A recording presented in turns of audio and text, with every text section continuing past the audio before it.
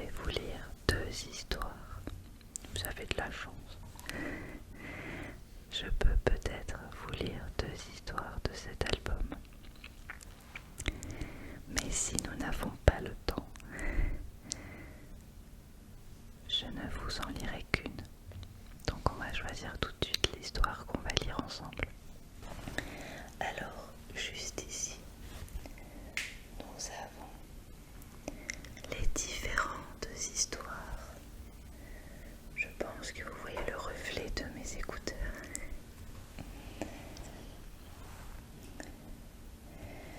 Je pense que je vais vous lire les histoires que j'ai préférées. Donc, Mireille l'abeille et Victor le castor, si c'est bien ce que je crois.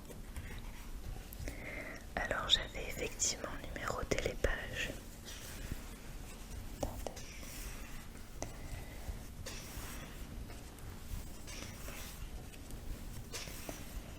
Je crois que c'était celui-là. Oui, c'est ça. J'avais numéroté les pages.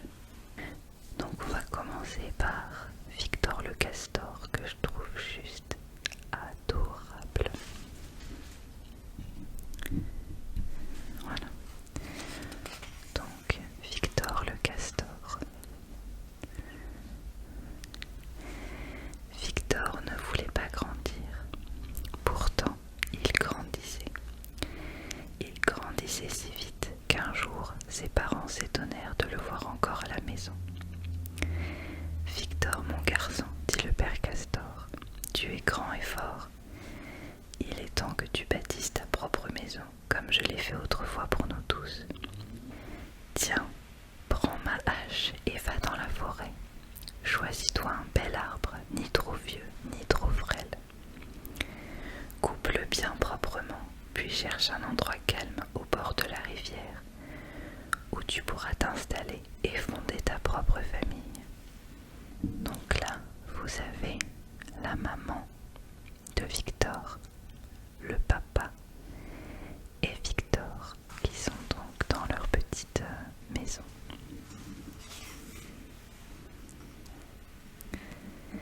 Mais j'ai déjà une famille, dit Victor. Pourquoi voulez-vous que je m'en aille? Parce qu'il est grand temps que tu te maries, répondit la mère Castor. Me marier? Mais je n'ai pas envie de me marier. Allons, ne discute pas tant, dit le père Castor, et fais ce que l'on te demande.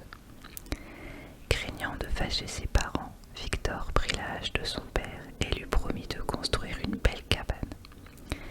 Puis il embrassa tendrement sa mère avant de s'en aller vers la forêt. Bon voyage, mon garçon.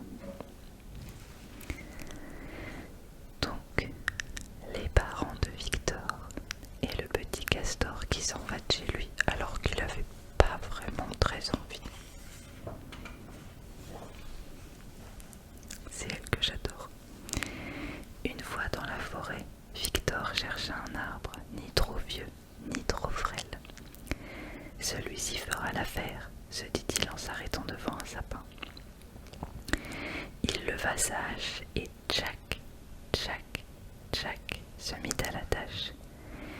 « Eh, mais qu'est-ce que tu fais » s'écria soudain une voix au-dessus de lui. « C'est ma maison que tu es en train de couper. » Victor s'arrêta aussitôt et leva les yeux. « Oh, pardon, fit-il en voyant une petite ours assise sur une branche. Je ne savais pas que quelqu'un habitait ici. » Donc il allait couper l'arbre de la petite ours.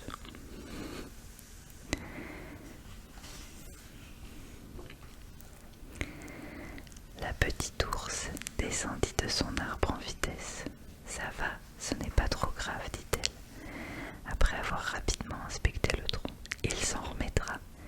Ça lui fera juste une légère cicatrice. »« Je suis désolée, murmura Victor, mais il faut vraiment que je coupe un arbre. »« Ce n'est pas une raison pour couper le mien, répondit la petite ours. Et d'ailleurs, pourquoi veux-tu couper un arbre ? » Pour construire une cabane. Une cabane ? Mais j'ai toujours rêvé d'une cabane. Nous pourrions le faire ensemble. Avec les arbres de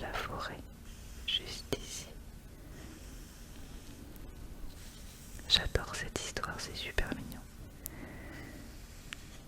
Et je ne connaissais pas du tout avant d'acheter cet album. Oh oui, bien sûr, dit Victor. Seulement pour cela, nous avons besoin de bois. La petite ours prit le castor par la patte et le conduisit à un vieil arbre mort. Tu n'as qu'à couper celui-ci. Il est presque par terre. Alors, qu'est-ce que tu attends? Vas-y, coupe-le. Encouragé par sa nouvelle amie, Victor releva sa hache et tchac, tchac, tchac se remit à la tâche. Il était terminé le petit castor. Mais aussitôt, une voix se mit à hurler. C'est bon, j'arrive, pas la peine de frapper aussi fort. Monsieur Hibou, s'exclama alors la petite ours, je croyais que vous aviez déménagé. Le vieil hibou écarquilla les yeux. Déménager? Mais quelle idée! Au contraire, je suis très attaché à cette demeure. Monsieur Hibou, dit Victor avec Petit Ours, nous allons construire une cabane. Une cabane? Et où ça? Pas dans mon arbre tout de même. Ça me fait penser à Maître Hibou dans Winnie l'ourson, qui est un Disney que j'adore. Mais j'ai plein de peluches de Winnie l'ourson. Et oui, à mon âge. Oh non, monsieur Hibou, au bord de la rivière. Évidemment, où avais-je la tête? J'aurais dû m'en douter. Les castors bâtissent toujours leur maison au bord de la rivière. Malheureusement, monsieur Hibou, nous n'avons rien pour construire notre cabane. Dans ce cas, allons fouiller dans ma remise. Nous y trouverons bien une ou deux vieilles planches et quelques clous. Mais je ne peux pas vous accompagner jusqu'à la rivière. C'est un endroit trop humide pour les vieilles branches de mon espèce. Il est gentil, il leur donne des petites... Non mais regardez comment elle est trop mignonne celle-là. J'adore, j'adore. Grâce à Monsieur Hibou et à la petite ours, ses nouveaux amis de la forêt, Victor le castor parvint enfin à construire sa cabane au bord de la rivière, comme le souhaitaient ses parents. Une super cabane, avec des petits pilotis, juste ici.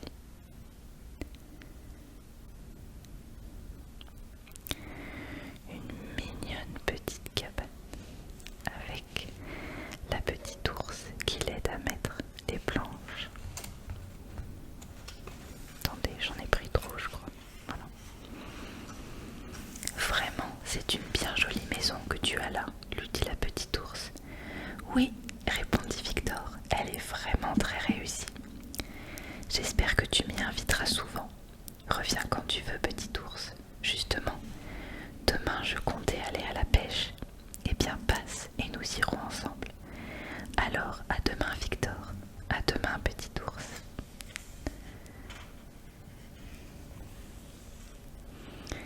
Mais quel ne fut pas le chagrin de la petite ours quand le lendemain, elle découvrit que son ami et sa maison avaient disparu.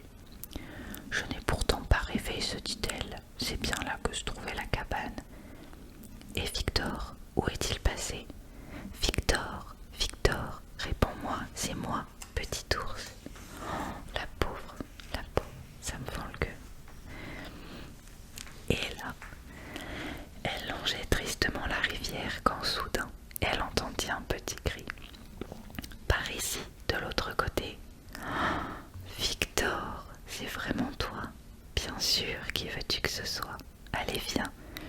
Sans hésiter, la petite ours se jeta à l'eau et traversa la rivière. Oh, Victor, s'écria-t-elle en secouant son manteau, tu n'aurais jamais dû t'en aller ainsi. Mais je n'y suis pour rien, répondit le castor. Cette nuit, la rivière est sortie de son lit et s'est glissée dans le mien. Elle a tout emporté, ma maison avec, et au petit matin, je me suis retrouvée là, de l'autre côté. La maison, elle est toujours là, ça va. Non, vraiment, mais c'est palpitant, s'écria la petite ours en découvrant la cabane miraculeusement épargnée. Ce qui est vraiment palpitant, ajouta Victor, c'est que pendant ce temps-là, quelqu'un me cherchait. Quelqu'un que je ne quitterai jamais plus. Elle doit être bien jolie, dit la petite ours en essayant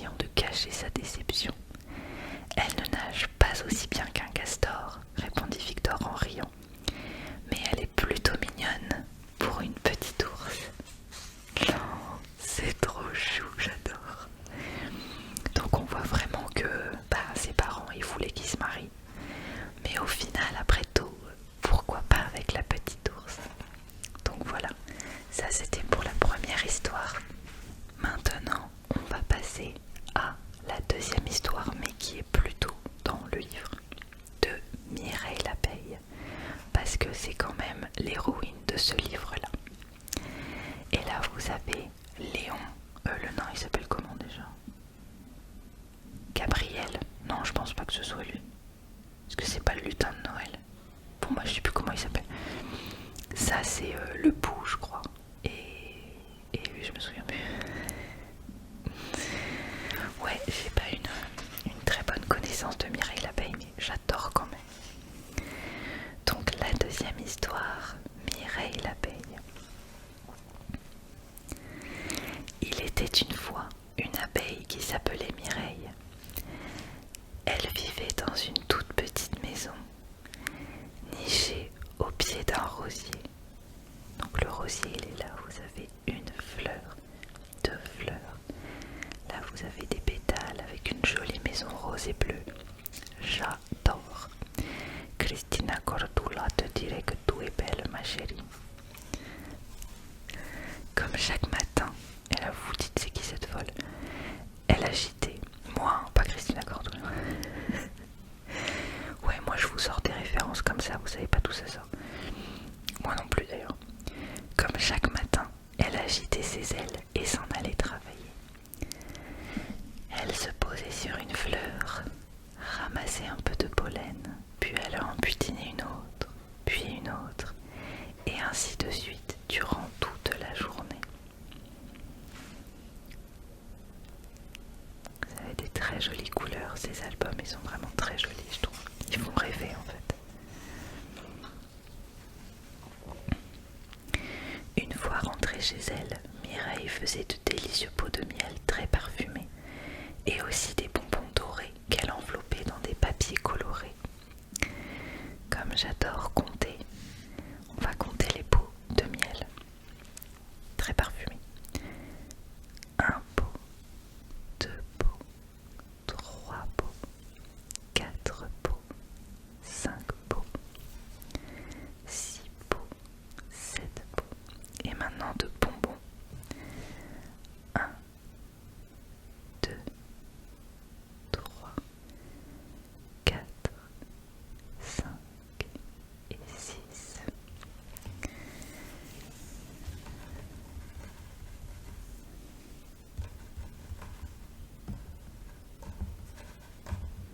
Je m'entraîne au tapping, j'ai encore jamais fait. Et oui, j'ai encore jamais fait. Mais voilà qu'un beau jour, en rentrant du travail, elle retrouva sa maison tout en désordre et, oh malheur, les 3/4 de ses pots vides, des bonbons dorés. Il ne restait plus que les papiers colorés. Oh, elle a été dévalisée. Enfin, kidnappée, volée, enfin bref, vous voyez quoi. Je sais plus comment on dit. Elle remit un peu d'ordre et, furieuse, fit le tour du jardin pour interroger ses voisins. Léon le bourdon bourdonna qu'il n'avait rien entendu. Il fait l'innocent alors qu'il a net Pinocchio, hein, je veux pas dire. Siméon le papillon, qui papillonnait, n'avait rien vu. Et ne parlons pas des fourmis, bien trop occupées à vider un sucrier. Il a des jolis petits points sur lui.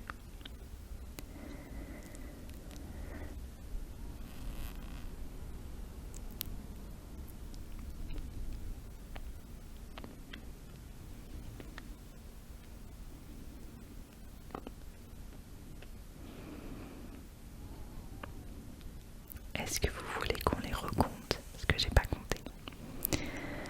1, 2, 3, 4, 5, 6, 7, 8, 9, 10, 11, 12, 13, 14 et 15 petits points.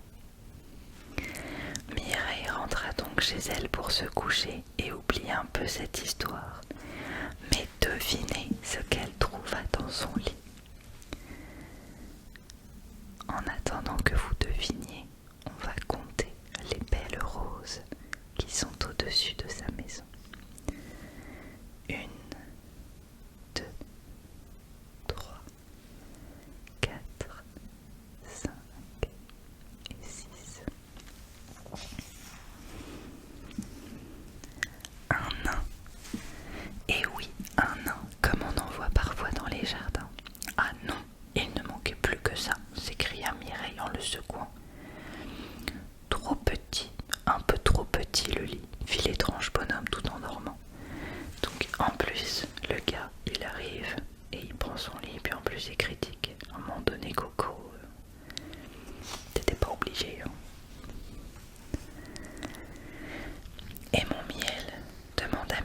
le second plus fort.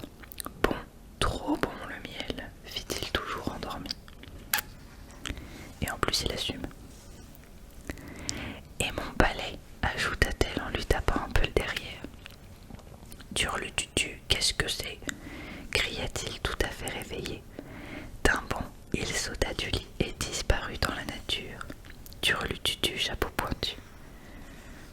Oh, je te jure.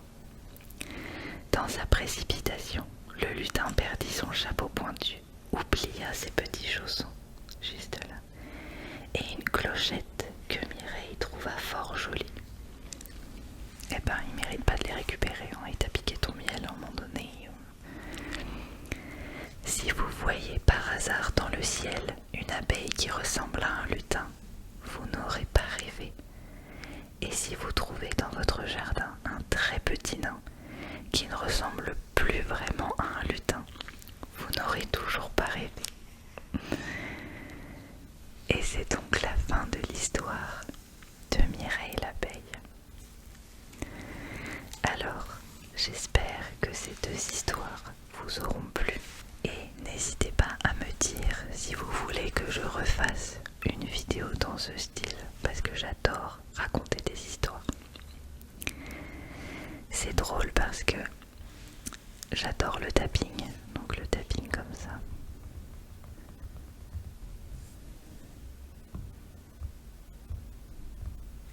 Ou avec les ongles. Bon alors j'ai pas des ongles très longs, j'aime pas ça, donc voilà. J'ai déjà essayé mais je me les casse, donc bah voilà. Et je me rends compte que tous les triggers que je préfère regarder sur YouTube, ce ne sont pas du tout les triggers pour lesquels je suis douée. J'aime pas forcément regarder des vidéos YouTube ASMR avec des lectures, avec... Enfin, j'adore le counting, ça c'est sûr, mais la lecture c'est un bon exemple. Et pourtant, j'ai reçu des messages comme quoi j'étais très relaxante quand je lis. Donc du coup, bah écoutez, je suis contente, mais je pensais que j'allais naturellement, alors à tort du coup, être douée pour les triggers que je regarde tous les jours, et en fait pas du tout. Donc n'hésitez pas à me suivre, à liker cette vidéo et à la partager et à la commenter en me donnant votre feedback. Et surtout, n'hésitez pas à me dire si vous voulez que je vous fasse une autre vidéo, parce qu'il nous reste quand même 8 histoires dans cet album. Et si vous voulez que je vous les lise en whispering, donc en chuchotant, ou alors en soft spoken, parce que je sais qu'il y en a qui aiment beaucoup aussi. Donc, et comme j'aime bien faire les deux, n'hésitez pas. Donc j'espère que cette vidéo vous aura plu. Je vous dis à la prochaine et en attendant, portez-vous